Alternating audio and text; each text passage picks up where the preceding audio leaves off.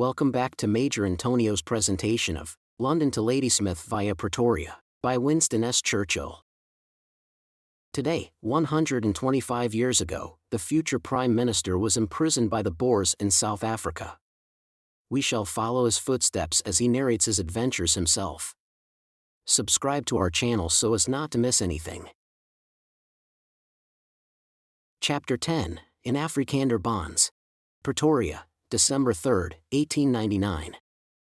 It was, as nearly as I can remember, midday when the trainload of prisoners reached Pretoria.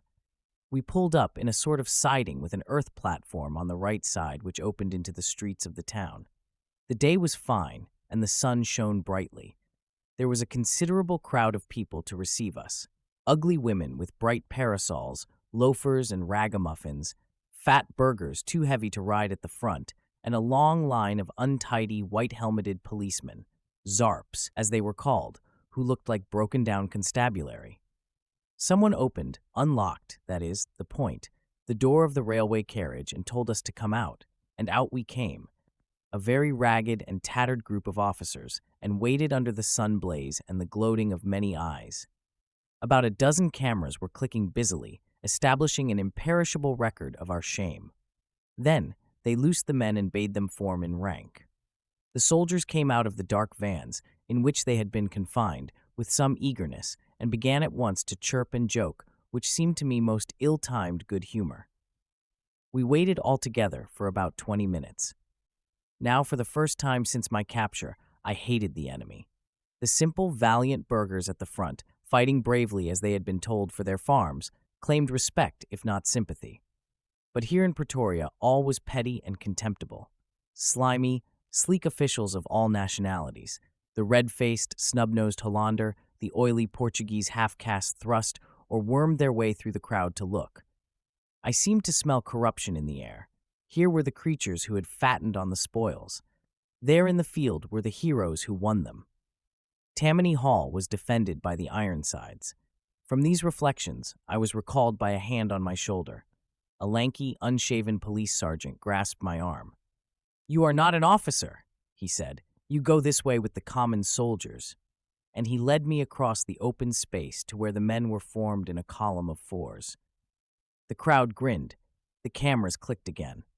I fell in with the soldiers and seized the opportunity to tell them not to laugh or smile, but to appear serious men who cared for the cause they fought for. And when I saw how readily they took the hint, and what influence I possessed with them, it seemed to me that perhaps with 2,000 prisoners, something someday might be done. But presently, a superior official, superior in rank alone, for in other respects he looked a miserable creature, came up and led me back to the officers. At last, when the crowd had thoroughly satisfied their patriotic curiosity, we were marched off. The soldiers to the enclosed camp on the racecourse, the officers to the State's Model School's prison. The distance was short, so far as we were concerned, and surrounded by an escort of 3 armed policemen to each officer, we swiftly traversed 2 sandy avenues with detached houses on either hand and reached our destination. We turned a corner. On the other side of the road stood a long, low, red brick building with a slated veranda and a row of iron railings before it. The veranda was crowded with bearded men in khaki uniforms or brown suits of flannel, smoking, reading, or talking. They looked up as we arrived. The iron gate was opened, and passing in we joined 60 British officers held by the enemy, and the iron gate was then shut again. "Hullo, how are you? Where did they catch you? What's the latest news of Buller's advance? Are we going to be exchanged?" And a dozen other questions were asked. It was the sort of reception accorded to a new boy at a private school, or, as it seemed to me, to a new arrival in hell. But after we had satisfied our friends in as much as we could, suggestions of baths, clothes, and luncheon were made, which were very welcome. So we settled down to what promised to be a long and weary waiting. The State's Model Schools is a 1-storied building of considerable size and solid structure, which occupies a corner formed by 2 roads through Pretoria. It consists of 12 large classrooms, 7 or 8 of which were used by the British officers as dormitories and 1 as a dining room, a large lecture hall, which served as an improvised fives court, and a well-fitted gymnasium. It stood in a quadrangular playground about 120 yards square, in which were a dozen tents for the police guards, a cookhouse, 2 tents for the soldier servants, and a newly set-up bath shed. I do not know how the arrival of other prisoners may have modified these arrangements, but at the time of my coming into the prison, there was room enough for everyone. The Transvaal government provided a daily ration of bully beef and groceries, and the prisoners were allowed to purchase from the local storekeeper, a Mr. Boshoff, practically everything they cared to order, except alcoholic liquors. During the first week of my detention, we requested that this last prohibition might be withdrawn, and after profound reflection and much doubtings, the president consented to countenance the buying of bottled beer. Until this concession was obtained, our liquid refreshment would have satisfied the most immoderate advocate of temperance, and the only relief was found when the Secretary of State for War, a kind-hearted Portuguese, would smuggle in a bottle of whiskey hidden in his tailcoat pocket or amid a basket of fruit. A very energetic and clever young officer of the Dublin Fusiliers, Lieutenant Grimshaw, undertook the task of managing the mess, and when he was assisted by another subaltern, Lieutenant Southey, of the Royal Irish Fusiliers, this became an exceedingly well-conducted concern. In spite of the high prices prevailing in Pretoria, prices which were certainly not lowered for our benefit, the somewhat meager rations which the government allowed were supplemented until we lived for 3 shillings a day, quite as well as any regiment on service.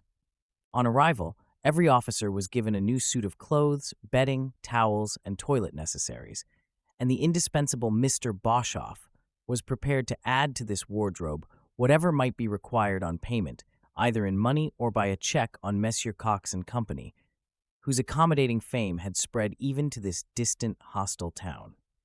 I took an early opportunity to buy a suit of tweeds of a dark neutral color, and as unlike the suits of clothes issued by the government as possible. I would also have purchased a hat, but another officer told me that he had asked for one and had been refused. After all, what use could I find for a hat when there were plenty of helmets to spare if I wanted to walk in the courtyard? And yet my taste ran towards a slouch hat. The case of the soldiers was less comfortable than ours. Their rations were very scanty, only 1 pound of bully beef once a week and 2 pounds of bread. The rest was made up with mealies, potatoes, and such like, and not very much of them. Moreover, since they had no money of their own, and since prisoners of war received no pay, they were unable to buy even so much as a pound of tobacco. In consequence, they complained a good deal, and were, I think, sufficiently discontented to require nothing but leading to make them rise against their guards. The custody and regulating of the officers were entrusted to a board of management, 4 of whose members visited us frequently and listened to any complaints or requests. M. de Souza, the Secretary of War, was perhaps the most friendly and obliging of these, and I think we owed most of the indulgences to his representations.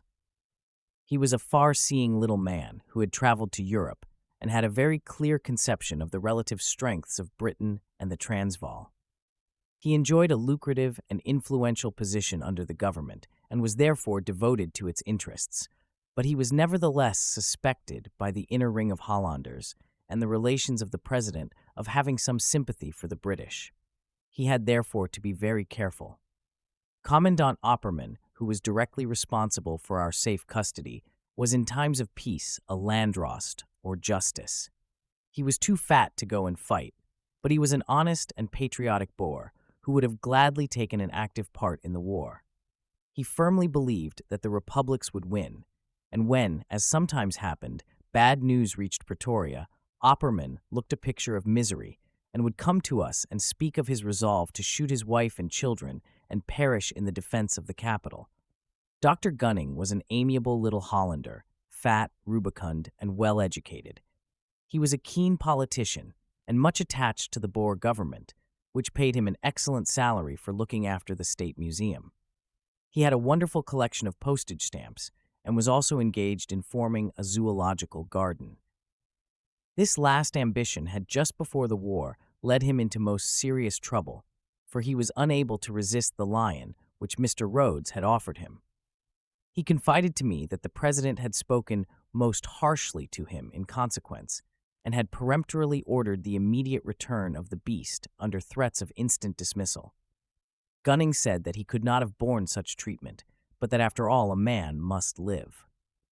My private impression is that he will acquiesce in any political settlement which leaves him to enlarge his museum undisturbed.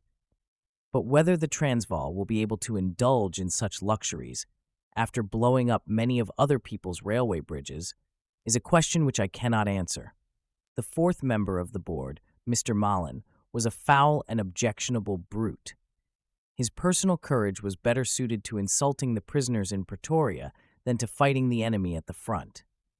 He was closely related to the president, but not even this advantage could altogether protect him from taunts of cowardice, which were made even in the Executive Council, and somehow filtered down to us. On one occasion he favored me with some of his impertinence, but I reminded him that in war either side may win, and asked whether he was wise to place himself in a separate category as regards behavior to the prisoners. Because, quoth I, it might be so convenient to the British government to be able to make one or two examples. He was a great gross man, and his color came and went on a large, overfed face, so that his uneasiness was obvious. He never came near me again, but some days later the news of a Boer success arrived, and on the strength of this he came to the prison and abused a subaltern in the Dublin Fusiliers, telling him that he was no gentleman, and other things which it is not right to say to a prisoner. The subaltern happens to be exceedingly handy with his fists, so that after the war is over, Mr. Malen is going to get his head punched quite independently of the general settlement. Although, as I have frequently stated, there were no legitimate grounds of complaint against the treatment of British regular officers while prisoners of war, the days I passed at Pretoria were the most monotonous and among the most miserable of my life. Early in the sultry mornings, for the heat at this season of the year was great, the soldier servants, prisoners like ourselves, would bring us a cup of coffee, and sitting up in bed, we began to smoke the cigarettes and cigars of another idle, aimless day. Breakfast was at 9, a nasty, uncomfortable meal. The room was stuffy, and there are more enlivening spectacles than 70 British officers caught by Dutch farmers and penned together in confinement. Then came the long morning, to be killed somehow by reading, chess, or cards, and perpetual cigarettes. Luncheon at 1, the same as breakfast, only more so, and then a longer afternoon to follow a long morning. Often, some of the officers used to play rounders in the small yard which we had for exercise. But the rest walked moodily up and down, or lounged over the railings, and returned the stares of the occasional passers-by. Later would come the Volksstem, permitted by special indulgence, with its budget of lies. Sometimes we get a little fillip of excitement. One evening, as I was leaning over the railings, more than 40 yards from the nearest sentry, a short man with a red mustache walked quickly down the street, followed by 2 collie dogs. As he passed, but without altering his pace in the slightest, or even looking towards me, he said quite distinctly, "Methuen beat the Boers to hell at Belmont." That night the air seemed cooler and the courtyard larger.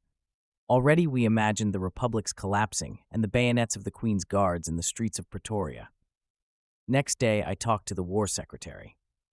I had made a large map upon the wall and followed the course of the war as far as possible by making squares of red and green paper to represent the various columns. I said, "What about Methuen? He has beaten you at Belmont. Now he should be across the Modder. In a few days he will relieve Kimberley." De Souza shrugged his shoulders. "Who can tell?" he replied. "But," he put his finger on the map, "there stands old Piet Cronje in a position called Schultz Neck, and we don't think Methuen will ever get past him." The event justified his words, and the battle which we call Magersfontein and ought to call Maasfontein, the Boers call Schultz Neck. Long, dull, and profitless were the days. I could not write, for the ink seemed to dry upon the pen. I could not read with any perseverance, and during the whole month I was locked up. I only completed Carlyle's History of Frederick the Great and Mill's Essay on Liberty, neither of which satisfied my peevish expectations. When at last the sun sank behind the fort upon the hill, and twilight marked the end of another wretched day, I used to walk up and down the courtyard looking reflectively at the dirty, unkempt zarps who stood on guard, racking my brains to find some way, by force or fraud, by steel or gold, of regaining my freedom. Little did these Transvaal policemen think, as they leaned on their rifles, smoking and watching the tame officers, of the dark schemes of which they were the object, or of the peril in which they would stand, but for the difficulties that lay beyond the wall. For we would have made short work of them and their weapons any misty night could we but have seen our way clear after that. As the darkness thickened, the electric lamps were switched on and the whole courtyard turned blue-white with black velvet shadows. Then the bell clanged, and we crowded again into the stifling dining hall for the last tasteless meal of the barren day. The same miserable stories were told again and again: Colonel Mahler's surrender after Talana Hill and the white flag at Nicholson's Neck, until I knew how the others came to Pretoria, as well as I knew my own story. We never realized what had happened until we were actually prisoners, said the officers of the Dublin Fusiliers Mounted Infantry, who had been captured with Colonel Mahler on October 20th. The ceasefire sounded. No one knew what had happened. Then we were ordered to form up at the farmhouse, and there we found Boers, who told us to lay down our arms. We were delivered into their hands and never even allowed to have a gallop for freedom, but wait for the court of inquiry. I used always to sit next to Colonel Carleton at dinner, and from him and from the others learned the story of Nicholson's Neck, which it is not necessary to repeat here, but which filled me with sympathy for the gallant commander and soldiers who were betrayed by the act of an irresponsible subordinate. The officers of the Irish Fusiliers told me of the amazement with which they had seen the white flag flying. We had still some ammunition, they said. It is true the position was indefensible, but we only wanted to fight it out. My company was scarcely engaged, said one poor captain, with tears of vexation in his eyes at the memory, and the Glusters told the same tale. We saw the hateful thing flying. The firing stopped. No one knew by whose orders the flag had been hoisted. While we doubted the Boers were all among us disarming the men.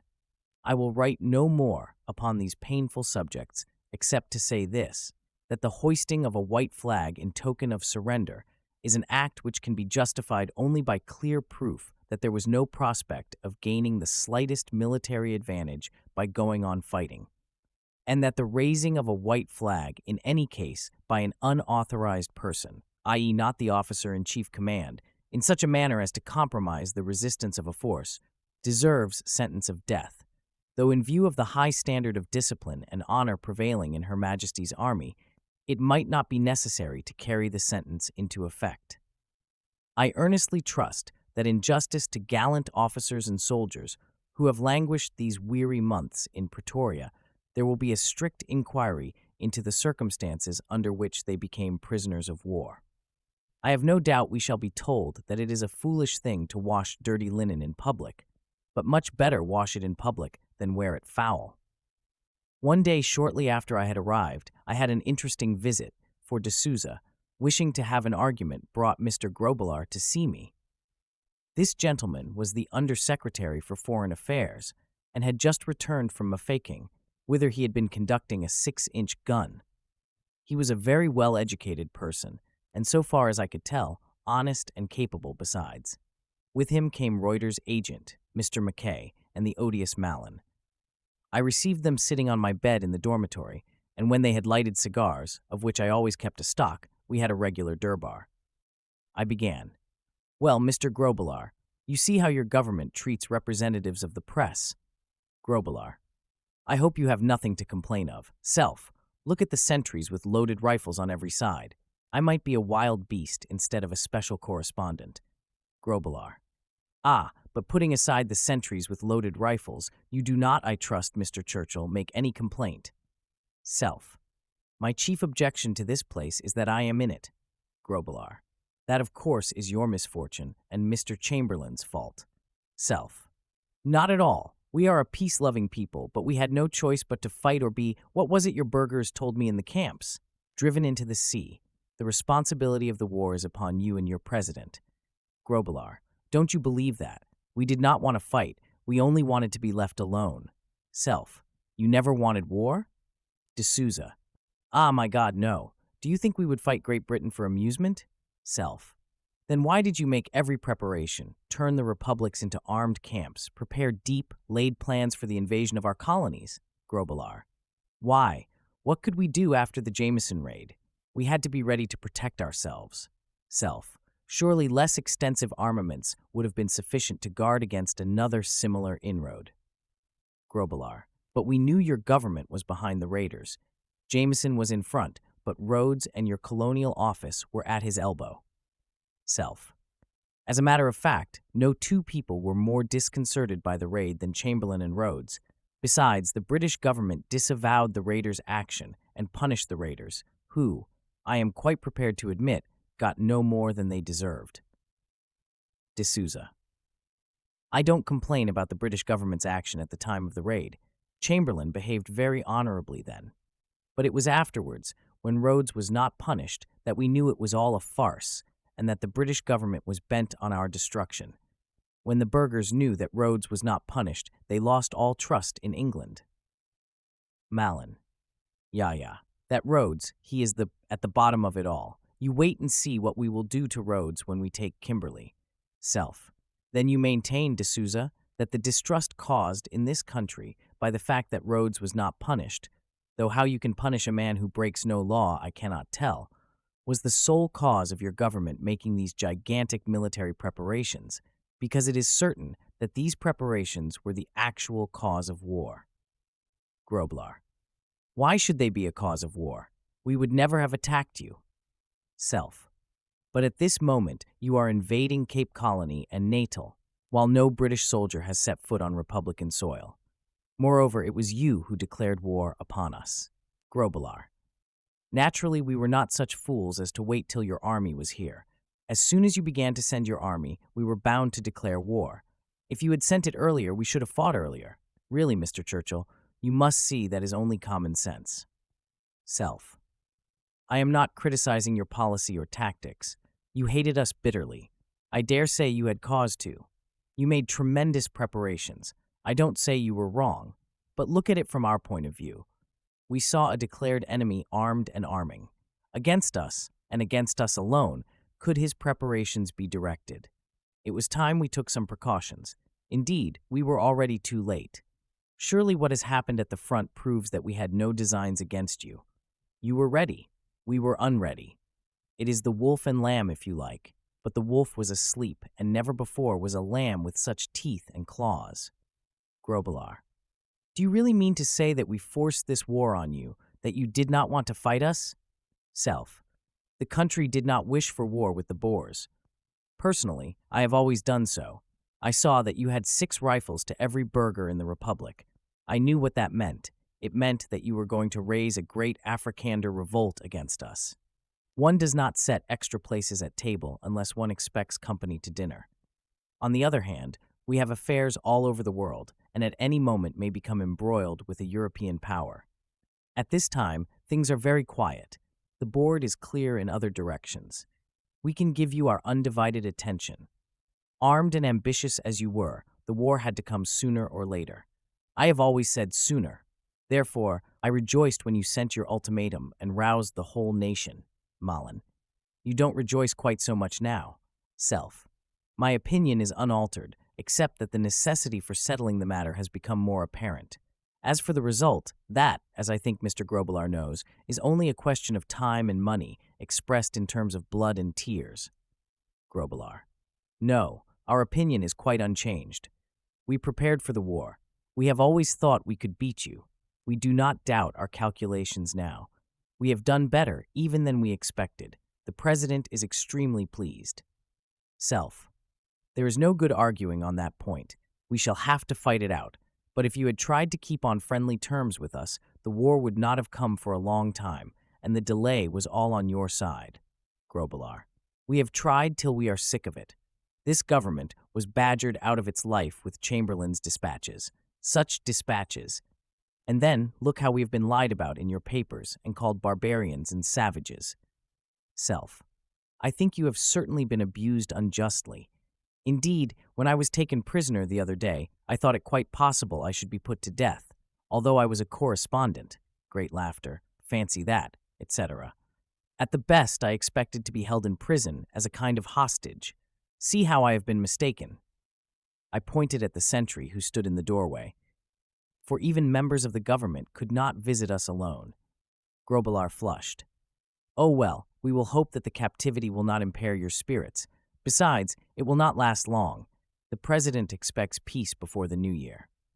I shall hope to be free by then. And with this, the interview came to an end, and my visitors withdrew. The actual conversation had lasted more than an hour, but the dialogue above is not an inaccurate summary. About 10 days after my arrival at Pretoria, I received a visit from the American consul, Mr. Macrum. It seems that some uncertainty prevailed at home as to whether I was alive, wounded, or unwounded, and in what light I was regarded by the Transvaal authorities. Mr. Bork Cochrane, an American senator who had long been a friend of mine, telegraphed from New York to the United States representative in Pretoria, hoping by this neutral channel to learn how the case stood.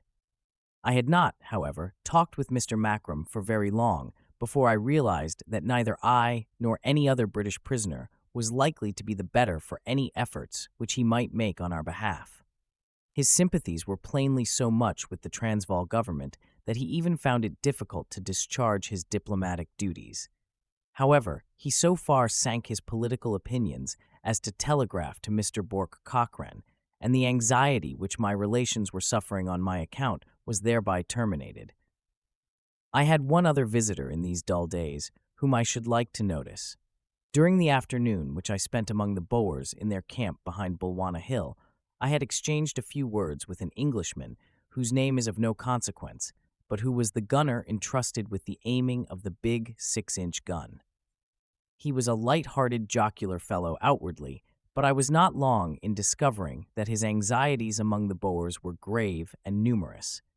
He had been drawn into the war, so far as I could make out, more by the desire of sticking to his own friends and neighbors than even of preserving his property.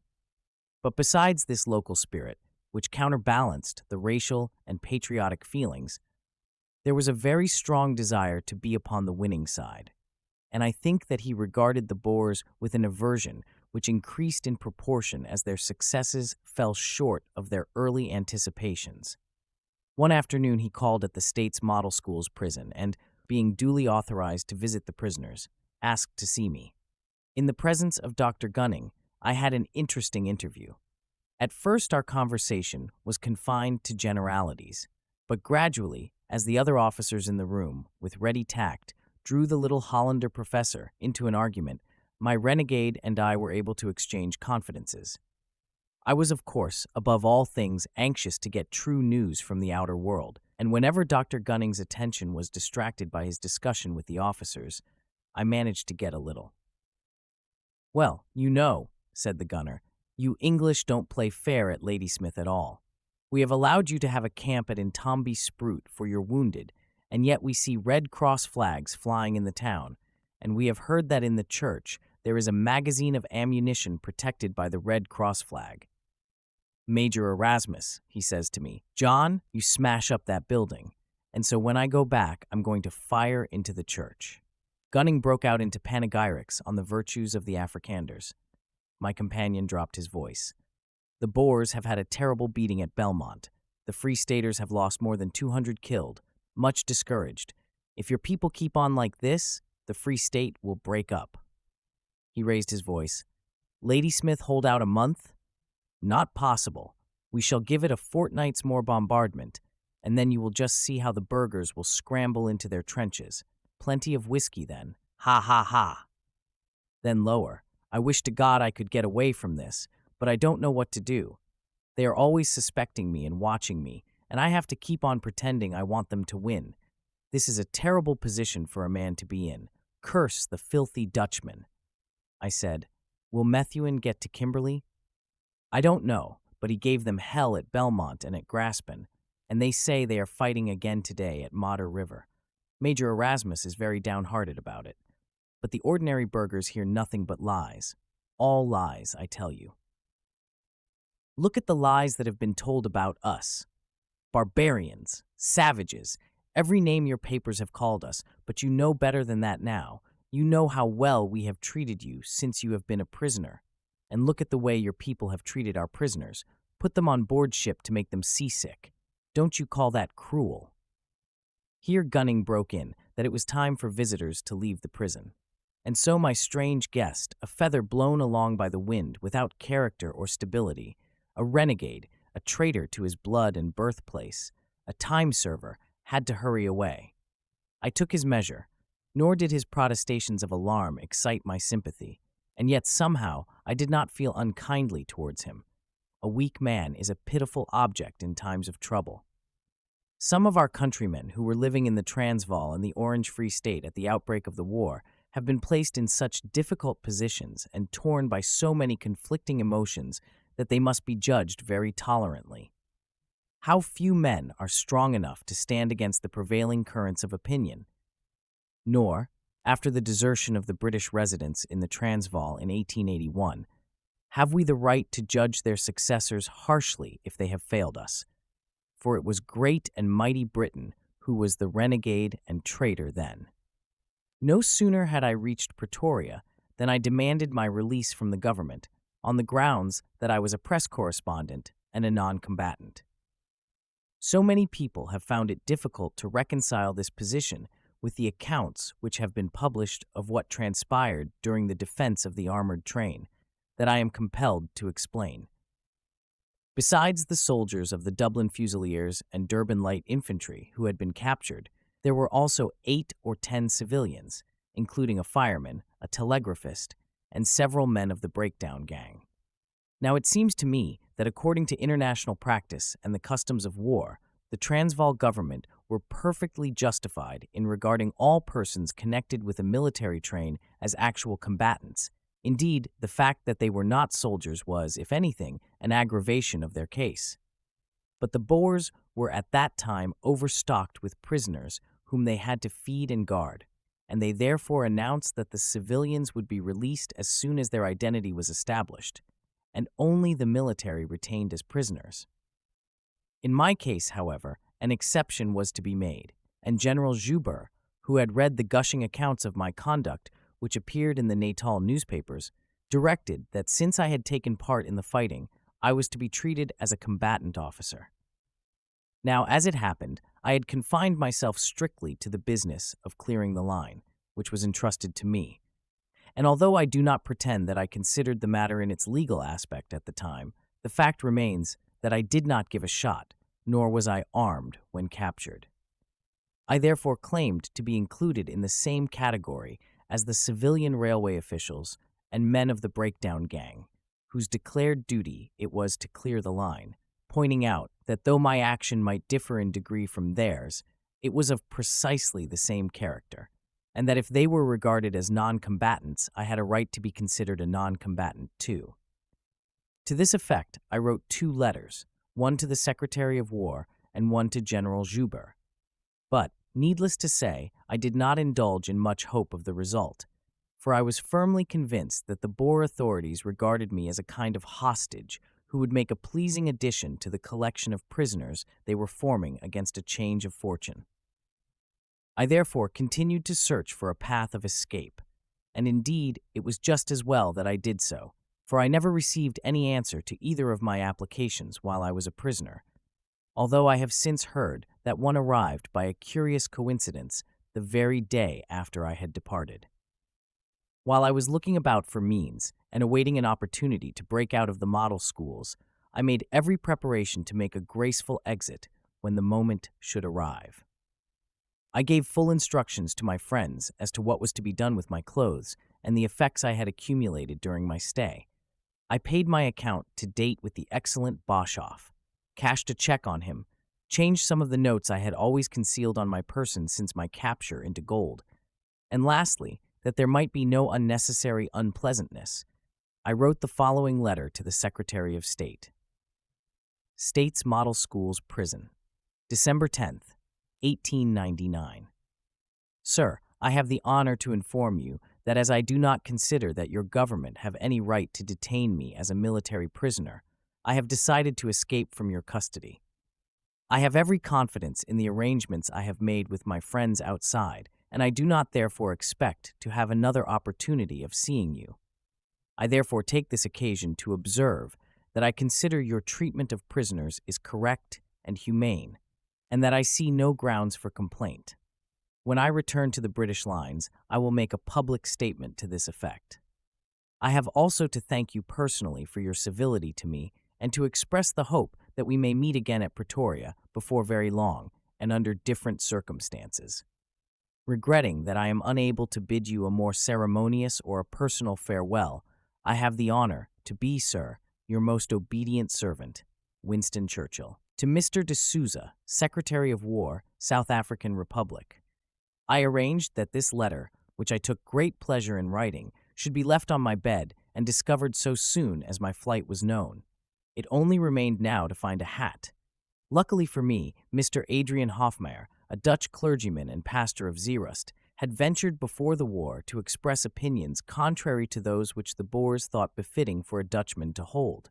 They had therefore seized him on the outbreak of hostilities, and after much ill treatment and many indignities on the western border, brought him to the state schools. He knew most of the officials, and could, I think, easily have obtained his liberty had he pretended to be in sympathy with the republics. He was, however, a true man, and after the clergyman of the Church of England, who was rather a poor creature, omitted to read the prayer for the Queen one Sunday. It was to Hofmeyer's evening services alone that most of the officers would go. I borrowed his hat. This concludes today's reading of London to Ladysmith via Pretoria by Winston S. Churchill.